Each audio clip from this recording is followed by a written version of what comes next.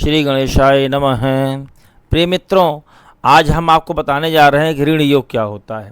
इसकी परिभाषा क्या है कि छठे तथा एकादश भाव का स्वामी दोनों ही दूसरे भाव में हों, यानी कि ये छठा भाव है और ये एकादश भाव है, दोनों का स्वामी जो है दूसरे भाव में बैठे हों। तो मान लीजिए 6 नंबर लिखा है तो 6 नंबर का मालिक कौन है? बुध है। और 11 नंबर लिखा है, इसका मतलब इसका मालिक शनि है। तो बुध और शनि यानी कि छठे और 11वें भाव का स्वामी दूसरे भाव में हो, तो बुध और शनि दूसरे भाव में बैठ जाए।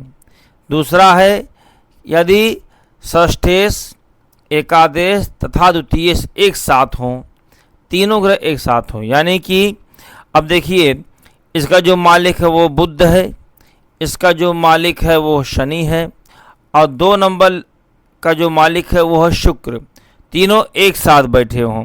तो मान लीजिए तीनों एक साथ बैठ गए तो देखिए इसका मालिक बुध यहाँ बढ़ गया, 11 नंबर का मालिक शनि यहाँ बढ़ गया और 2 नंबर ये लिखा है 2 नंबर का मालिक शुक्र होता है, एक साथ तीनों जाकर बैठ जाएं।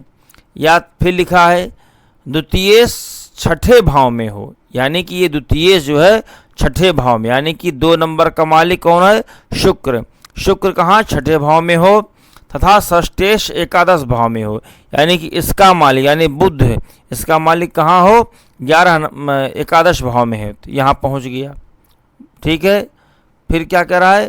तथा एकादश दूसरे भाव में हो, तो एकादश माने 11 नंबर है, इसका मालिक कौन है? शनि, यानी कि शनि जो है दूसरे भाव में बढ़ जाए तो यह ऋण योग होता है। ठीक है। जिस जातक की जन्म कुंडली में ऋण योग होता है वह जीवन भर ऋणी बना रहता है। टिप्पणी हमने इस पर क्या दिया है कि छठा भाव, चूंकि छठा भाव ऋण का भाव है तथा छठे भाव से छठा भाव अर्थात एकादश भाव भी ऋण का भाव ही माना जाता है। अतः जन्म कुंडली में 2 भाव छठा तथा 11वां ऋण भाव माने गए हैं एवं इन दोनों के स्वामी भी ऋण के कारक माने गए हैं।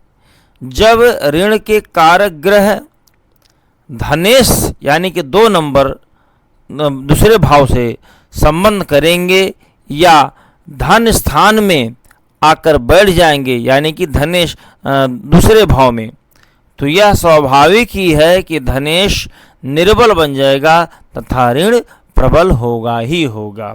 प्रिय मित्रों, हमें आशा है कि आपको यह वीडियो जरूर पसंद आएगा। देखिए, ये जितने भी वीडियो मैं बना रहा हूँ इसको समझने की आवश्यकता है, जल्दबाजी में कोई काम नहीं होता है। इसको आप समझेंगे तो जितना मैं योग बना रहा हूँ, यदि आप उन योगों का केवल आप अध्ययन करेंगे तो आप एक अच्छे ज्योतिषी भी बन सकते हैं। जय जय श्री सीताराम जी महाराज की।